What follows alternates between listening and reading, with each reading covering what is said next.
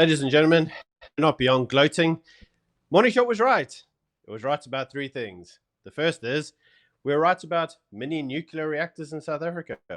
We were right when we said the Eskom debacle will end up being the Chernobyl of the ANC.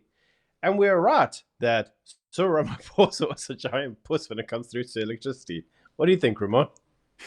Yes, I wouldn't use those terms, but actually I would. Yes, we are absolutely right about all of that. So let's talk about mini nuclear reactors. We made a video about this, I think more than a year ago, about the way to solve load shedding is to have Russian, small, mobile nuclear reactors. They fit on the back of a truck that can power entire cities or entire towns by themselves. And guess what, guys?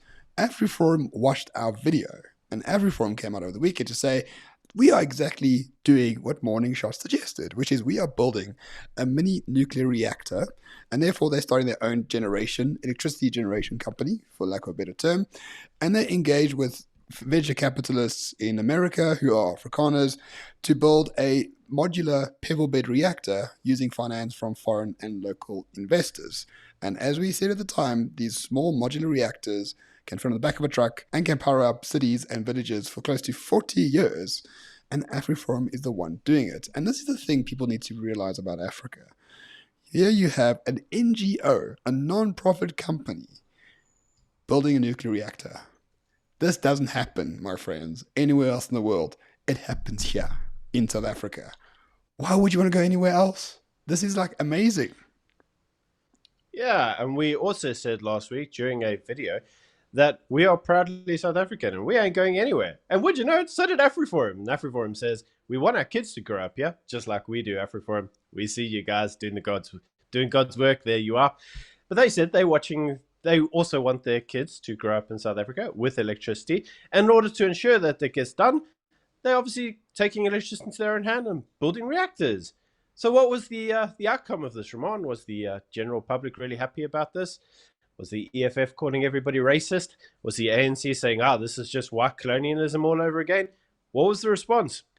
Well, the fact that there isn't a response is what is the most surprising thing, because a second story is the fact that Eskom came out yesterday on a Sunday to give out a detailed plan about how nothing works. They didn't mention the story. EFF haven't mentioned the thing, though no doubt the EFF will mention some sort of press statement in time to come, saying that because you are preventing blackouts from happening, it's probably racist, and they will maybe want to build their own energy production company where they will do a rain dance and lightning will strike the earth, and therefore, science will fall in that particular regard. So for now, the response has been very muted, ironically enough, but it might change very soon. Might do. And so on to the next story. We did a video last week, which is Mensa Marco fucking Blunt. And in that video, we said that you have to take your electricity needs into your own hands and actually take responsibility of it and actually figure out how to power your own homes. Hey, you know who else watched our videos? Eskom and the government, because they came out yesterday and said, guys, if you want electricity, there's only one way to do it. Get rooftop solar. They said, what would be nice if we could have all of Pretoria and Sandton, like with these nice shining solar panels in everybody's houses, and then you could take those people off grid and it would reduce the demand, and we could just give free electricity to Soweto, who happens to vote for the ANC. Who knew? Anyway, the whole point was they said, hey guys, wouldn't it be good if you could go and sort out your own electricity? And we've been saying this for a while. Apparently now the ANC says it too. What do you think of that? Massive mea culpa from Eskom. So on the one hand, the ANC says load shedding will be a thing of the past within 6 to 12 months. Eskom comes out and says, actually, we need permanent load shedding for up to 3 years just to stabilize the grid. So in that period of time, there's no quick fixes because we didn't listen to the white CEO. But now that he's gone, we actually do care about fixing it. So now we are going to fix it, but it's going to take 3 years of load shedding to happen. And therefore, if you're off the grid, you won't need to deal with Eskom's issues. And as Eskom, we are telling you, the consumer, to not use our products. In fact, we're telling you to use an alternative product, which is solar power or generators or things like that. Not diesel generators, though, because we need the diesel as Eskom.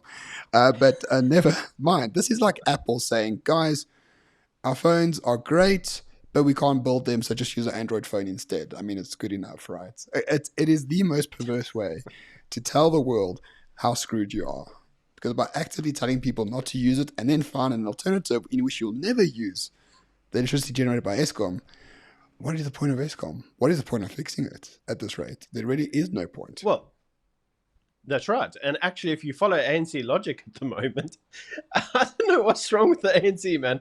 I don't get it, because one of the things that they're saying at the moment is we can't fix anything. So you guys might as well go off and just have like your own stuff. And we recognize that your own stuff is probably going to be 50 times better than what we do. So what we're going to do is you're going to do your own stuff. It's going to be great. You're going to love it. And what we're going to do is we're going to have our shitty crap and we're going to give it to all the poor people for free. But don't worry about it because it's shit anyway.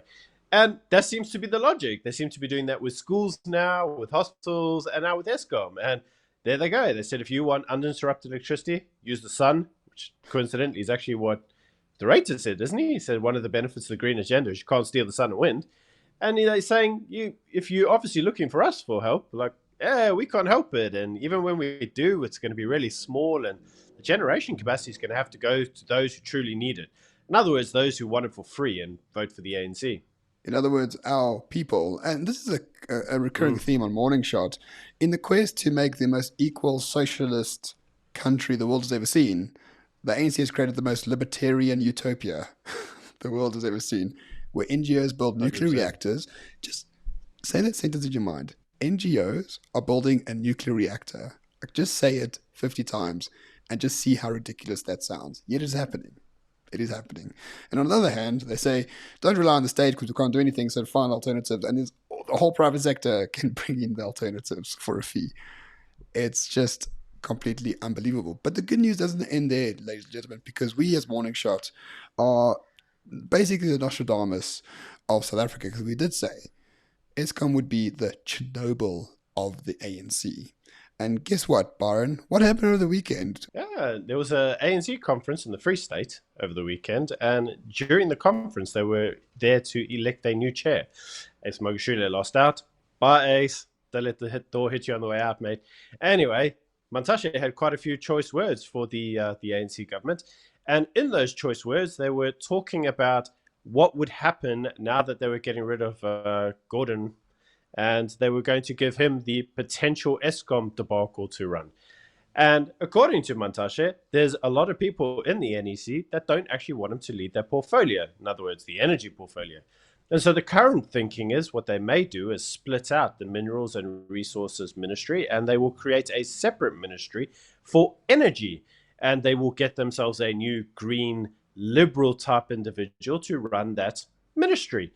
And Mantashe came out like a typical commie bastard that he is and said, look, this is proof of liberals in the ANC trying to liberalize the country.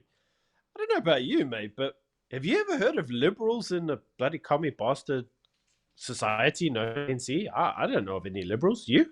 No, I certainly do not. But I think anyone who's not commie to Gwede Mantashe is liberal. And we hate liberals, so we don't agree on that. For us, anyone who's not like dissident right is basically a liberal as well. But what is interesting is that Mantashe is so important to Cyril, right? He helped him with Pala Pala to make sure Cyril did not resign over that report. He helped him galvanize the elective conference in December at Nasrec. He is the most important person to Cyril as a sort of power player within the ANC. And now, because ESCOM is such a debacle, even Ramaphosa is like, Gwede, you're important to me, but we don't trust you to fix the ESCOM problem because you are mostly responsible for it. What is that going to cause? Just deep fissures within the ANC, a breaking apart of the ANC, where even your most trusted people, the ones who put their life on the limb for you, like are not geared enough to fix the problems that are destroying ANC power. So when we say ESCOM is the Chernobyl of the ANC, we mean that ESCOM is going to be the thing that creates the fragmentation and the downfall of the ANC. And this is just the start of it. Yeah, the ANC is panicking, mate. I mean, we saw last week there were a number of YouTube and Twitter posts that went around ANC mayors' houses being set on fire by, should we say, angry dissident protesters who have been without electricity and jobs for a while. And as you know, YouTube tells us, we are meant to say we don't condone any form of violence at all. We are distinctly against any form of peaceful protest. We have to tell you that, but clearly the masses in South Africa that are getting cut for the ANC are deciding that these type of means of protesting are now going to have to become the norm, especially in order to have their voices heard.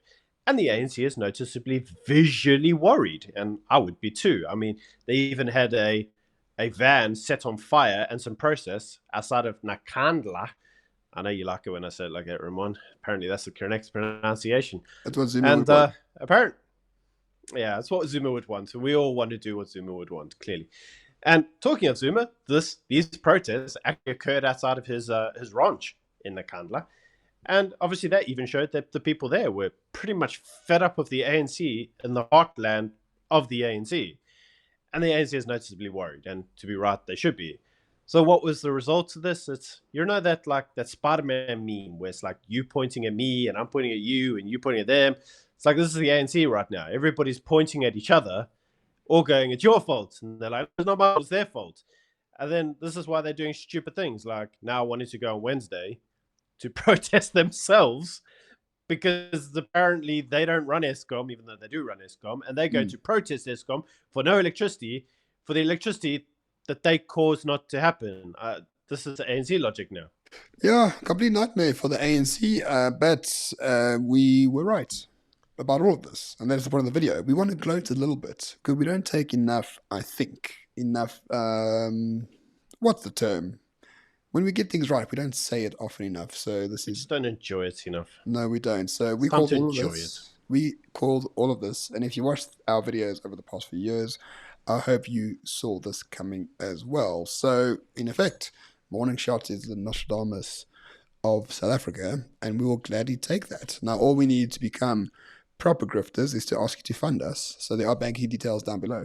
But other than that, you should be happy to know that we were right about all this, and hopefully we'll be right come 2024 when load shedding's not, sorted out, and the ANC will go below 45%, and then the real games will have to be played, and that will be a far more interesting way to spend your time and live in South Africa than anywhere else in the world. Because, my friends, an NGO is building a nuclear reactor. I just can't get over this fact. Like, it just doesn't happen every day. It's happening right here.